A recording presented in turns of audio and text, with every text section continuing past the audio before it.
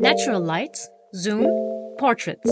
Google says this camera is pro, but can it survive a real trip? I'll share a few photos from the US and various locations in the Caribbean and show you how the Pixel 8 Pro's camera performed on the go and in different lighting conditions. Every shot you see in this video was captured with the Pixel 8 Pro. Let's dive in.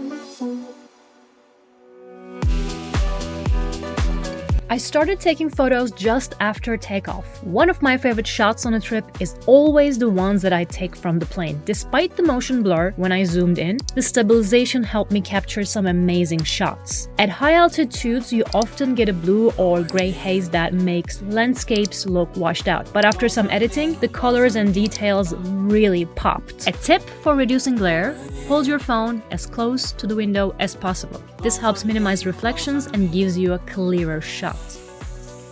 Sun, fog, overcast, even rain, I experienced it all. As expected, the Pixel 8 Pro enhanced the bright tones and colors captured under the Caribbean sun. I used the Lightroom preset too. Approaching Belize City, the overcast sky wasn't very picturesque, but I liked the landscape. Then, fog rolled over the Caribbean, and it looked like a movie poster. I also caught a rainbow, but it had to be heavily masked and edited in Lightroom to really stand out. And of course, the sunset colors in Tampa, Florida were captured beautifully by the Pixel 8 Pro.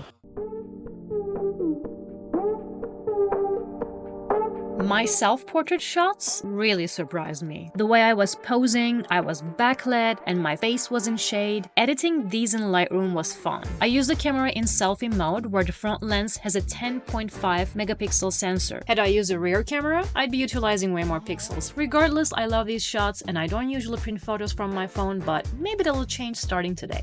I finally found a situation where it was nearly impossible to get a sharp shot of the moon. Why? The ship was moving. I always say get a tripod for moon shots, but maybe I should start adding and stable ground to that advice too. Some overcast photos, I'd consider them the worst ones, but that had nothing to do with the phone itself. The photos were true to reality, and reality just wasn't that exciting.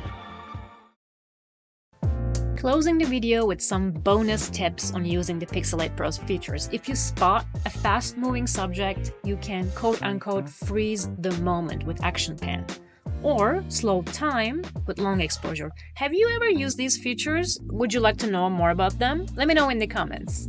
Another standout tool is Magic Eraser, which Pixel heavily marketed in their ads, and it does a pretty good job in my opinion. Okay, I'm gonna give you a few more tips before we wrap up. Don't forget to shoot in RAW to truly do justice to your amazing shots. Remember, you can extract frames from your videos and use them as photos. If you post online often, especially on Instagram, keep in mind that their compression algorithm reduces file sizes for faster loading, which can make photos look dimmed in stories. To counter this, adjust the highlights and exposure. In the next video, I'll go over the videos I shot on the same Caribbean trip in more detail. If you're enjoying this series, don't forget to like and subscribe so you don't miss what's coming next. I'll see you on the next one!